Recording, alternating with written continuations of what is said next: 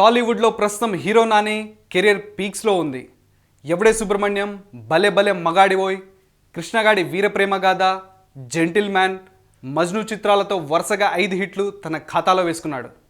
ఈ నేపథ్యంలో నేను లోకల్ అంటూ మరోసారి ప్రేక్షకుల ముందుకు వచ్చాడు ఈ న్యాచురల్ హీరో.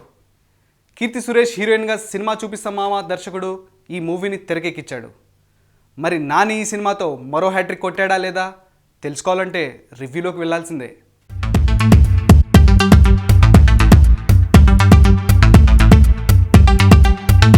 బాబు లైఫ్లో సీరియస్నెస్ లేకుండా తిరిగే ఓ పక్కా లోకల్ మిడిల్ క్లాస్ అబ్బాయి. తనకు ఫుల్గా అన్ని విషయాల్లో సపోర్ట్ చేస్తూ ప్రేమగా చూసుకునే తల్లిదండ్రులు. కట్ చేస్తే బాబు ఇంజనీరింగ్ ఎలా పాస్ అయ్యాడో చూస్తే అదో వెరైటీ. అతడు రిపీటెడ్గా మార్చ్, సెప్టెంబర్ దండయాత్రలు చేస్తుండడంతో విసుగొచ్చిన ఇన్విజిలేటర్లే స్వయంగా స్లిప్ ఇచ్చి పాస్ అయిపోరా బాబు అని వదిలేస్తే ఇంజనీరింగ్ పూర్తవుతుంది. వాట్ నెక్స్ట్ అన్న ఫ్రస్ట్రేషన్లో ఉన్నప్పుడు కీర్తిని చూసి లవ్ చేస్తాడు. తన కోసం సేమ్ కాలేజ్లో MBA జాయిన్ అవుతాడు. కట్ చేస్తే కీర్తి ఫాదరే బాబును భరించలేక పాస్ చేయించిన ఇన్విజిలేటర్. తన ట్రిక్స్తో కీర్తి ఫ్రెండ్ లవ్ ప్రాబ్లమ్ని సాల్వ్ చేసి గుడ్ మార్క్స్ కొట్టేసి మొత్తం మీద కీర్తి ప్రేమను గెలుచుకుంటాడు బాబు. కీర్తి ఫాదర్ ఈ ప్రేమకు నో చెప్తాడు. ఉద్యోగం లేకుండా జులాయిగా తిరిగే వాడికి తన డాటర్ని ఇవ్వనంటాడు. Then enters Siddhu. 4 ఏళ్ల నుంచి కీర్తిని లవ్ చేస్తూ తన కోసం కష్టపడి SI జాబ్ సంపాదించుకొని కీర్తి ఫాదర్తో పెళ్లికి ఓకే చెప్పించుకుంటాడు సిద్ధు. తన ఫాదర్ ఎవరిని చూపిస్తే వాడితోనే తాళి కట్టించుకుంటానంటుంది కీర్తి. మరి బాబు తన ప్రేమని కీర్తిని ఎలా సొంతం చేసుకున్నాడు? సిద్ధు ఏం చేశాడు? కీర్తి ఫాదర్ పెళ్లికి ఓకే చెప్పాడా? ఈ ప్రశ్నలన్నిటికీ సమాధానం కావాలంటే వెండితెరపై సినిమా చూడాల్సిందే. ఇక నటీనటుల పర్ఫార్మెన్స్ విషయానికి వస్తే నాని ఎప్పటిలాగే తన సహజమైన నటనతో ఆకట్టుకున్నాడు. తొలిసారి తన ఇమేజ్ కు భిన్నమైన మాస్ రోల్లో నటించి మెప్పించాడు. ఈ సినిమా మొత్తం నాని భుజస్కంధాలపైన నడిచింది. కీర్తి సురేష్ కూడా అందంగా కనిపించడంతో పాటు తన నటనతో ఆకట్టుకుంటుంది.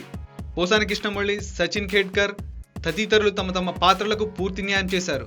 ఇక టెక్నీషియన్స్ విషయానికి వస్తే సినిమాటోగ్రఫీ రిచ్గా ఉంది.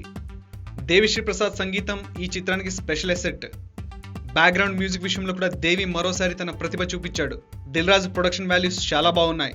కథలో పెద్ద కొత్తదనం లేకపోయినా రేసీ స్క్రీన్ ప్లే, డైలాగ్స్తో దర్శకుడు త్రినాథరావు కథను చక్కగా నడిపించాడు. ఇక చిత్ర విశ్లేషణ విషయానికి వస్తే సినిమా చూసిన తర్వాత కేవలం నానిని దృష్టిలో పెట్టుకుని డైరెక్టర్ కథను అల్లాడనిపిస్తుంది. సినిమా మొత్తం నాని వన్ మ్యాన్ షోగా నడిచింది. ఫస్ట్ హాఫ్ మొత్తం ఫ్రెష్ లవ్ ఫీల్ ని కలిగిస్తూ ఆడియన్స్ కు బోరు అనిపించకుండా సాగిపోతుంది. ముఖ్యంగా పాటలు, టెక్నికల్ వాల్యూస్ విషయంలో సినిమా ఆకట్టుకుంటుంది. ఇక ఇంటర్వెల్ ఎపిసోడ్ సినిమాను పీక్ స్టేజ్ కి తీసుకెళ్తుంది. ఇక సెకండ్ హాఫ్ వచ్చేసరికి కథలో కొత్తదనం లేకపోయినా Nani performance, comedy timing audience కు సినిమా బోర్ అనిపించదు. కొన్ని సీన్లు సాగదీతగా అనిపించాయి. అయితే ప్రీ క్లైమాక్స్ ఎపిసోడ్స్ సినిమా మీద మళ్ళీ ఇంట్రెస్ట్ క్రియేట్ చేసేలా చేశాయి.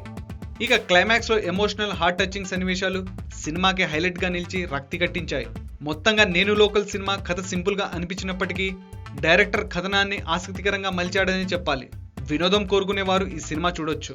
ఇక నేను లోకల్ మూవీకి యోయో సినీ ట్యాక్స్ ఇస్తున్న రేటింగ్ 3/5.